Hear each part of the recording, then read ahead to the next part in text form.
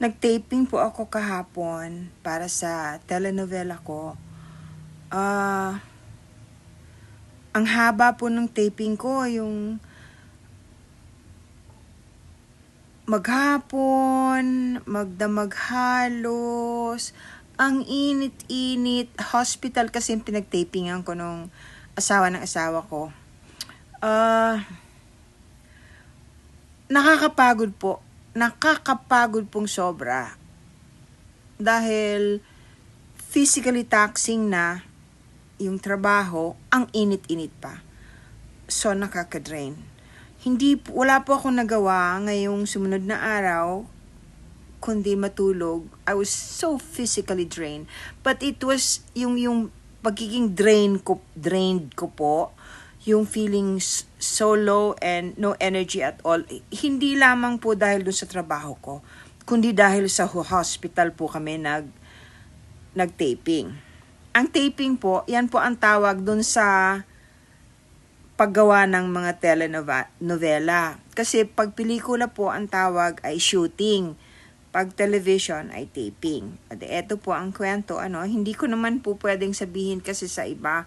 Pinapaalam ko lang po sa inyo na hindi po totoong ang sementeryo ay puno ng kaluluwa na dapat katakutan ang pagpunta. Hindi po totoo yan.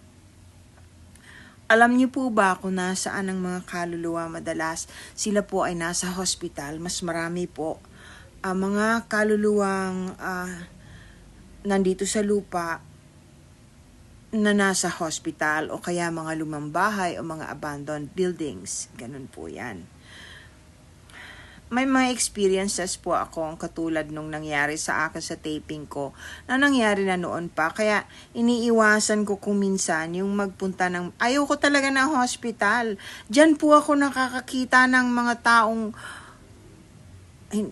taong patay na hindi makapaniwalang patay na sila, na walang nagdadasal para sa kanila, o hindi alam na patay na, hindi alam ng mga kamag-anak na patay na sila. Nandyan po yung nakikita kong duguan, na wakwak yung mukha, sunog, yung may biak yung dit. Nakikita ko po yan physically, yung pang ng mata ko, na hindi naman nakikita ng iba. So, imagine niyo po yung katayuan ko. Ang dami po dyan, sigaw ng sigaw.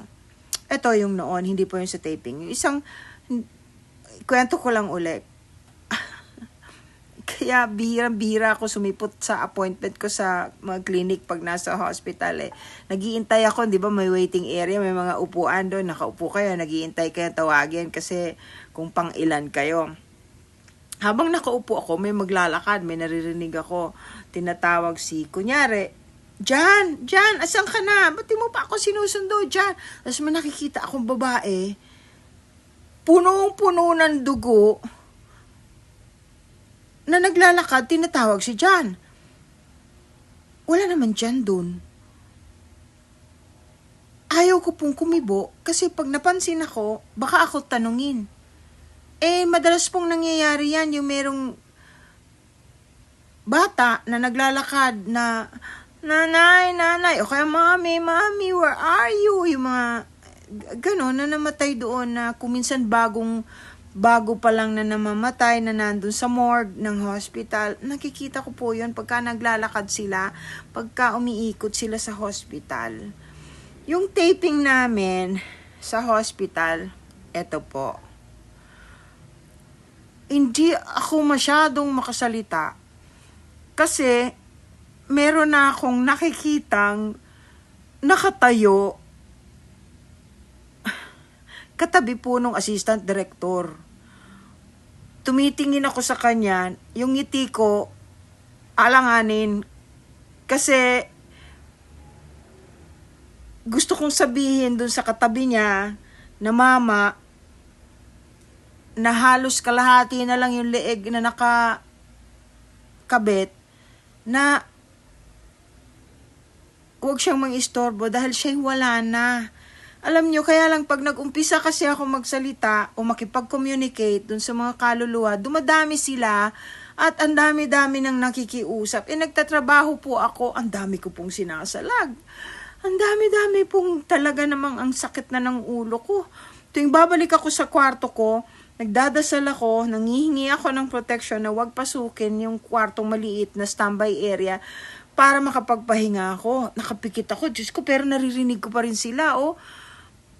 Kung alam nyo lang, hindi, akala kasi po ng iba, ay napakasarap ng open ang third eye all the time. Of course, maraming different gifts yan, iba-iba. Yung akin po kasi, nakakarinig po ako, nakakakita pa ako mula nung pinanganak ako. Hindi ko lang sinasabi noon, ngayon ko na lang, may mga ilan na nakakaalam, nakasamahan ko sa industriya, sa show business. There are a few, but we hardly talk about it. Hindi uso nun eh. Ako lang ang tinatanong nila o nihinga ng they're asking me what to do pagka meron kaming taping o shooting na maraming aberya. Alam niyo ba na yun yung dahilan kung bakit ang daming aberya namin? Diyos ko po, dun sa hospital. Pagdating dun sa hospital, ang daming nakikialam. Hindi namin natapos lahat ng eksena dahil doon. Ang daming, yung energy nila pagka magkakasama na, nabubuo. Tapos naapektuhan. Normally, the usual na nangyayari na naapektuhan ay ang mga bagay na di baterya, di kuryente, ganyan. Hindi ko po alam ang explanation 100% kung bakit. O yung ilaw, nag-flicker, ganun po yan. Lahat ng mga bagay na may kuryente normally o may energy, pag dumadami sila, mag-flicker yan o maapektuhan. Paano ko yan sasabihin? Di ba? Buti kung maniwala sa akin. Kung hindi, di sakit lang yung loob ko. Dasal na lang ako ng dasal hanggang sa pinakap. Mabuti nga. Isipin ninyo, yung camera namin, namatay, hindi umandar. Finally, umandar. Pero alam nyo, umandar nga, black and white naman ang lumalabas. Ganun po katindi. Kaya kayo po, huwag kayo matakot sa sementeryo. Palagi po ako nagpupunta sa sementeryo noon sa Ginubatan, Albay, para bisitahin ng lola ko ng gabi or hating gabi. Kasama ko po yung kapatid ko, kaya yung panganay kong anak, yung mga bata, yung boys. Naglalakad kami. Mas nakikita ko po kasi pag madilim kaysa sa pagkamaliwanag. Ngayon, wala pong dapat ikatakot sa sementeryo. Bihirang nando ng kaluluwa unless araw ng mga patay. Pag araw ng mga patay, maraming bumababa dahil natutuwa sila because it's a gathering of all the loved ones that were left behind na nagsisindi ng kandila. Napaka-powerful po kasi ng kandila. Ang laking bagay nan para sa mga kaluluwa. Candles are holy. So there, yun po ang sasabihin ko sa inyo. Yung experience ko sa taping, sa hospital. Yun po ang reason kung bakit hindi ako mahilig magpupunta sa hospital. Sige po. Talk to you again soon. God bless everyone.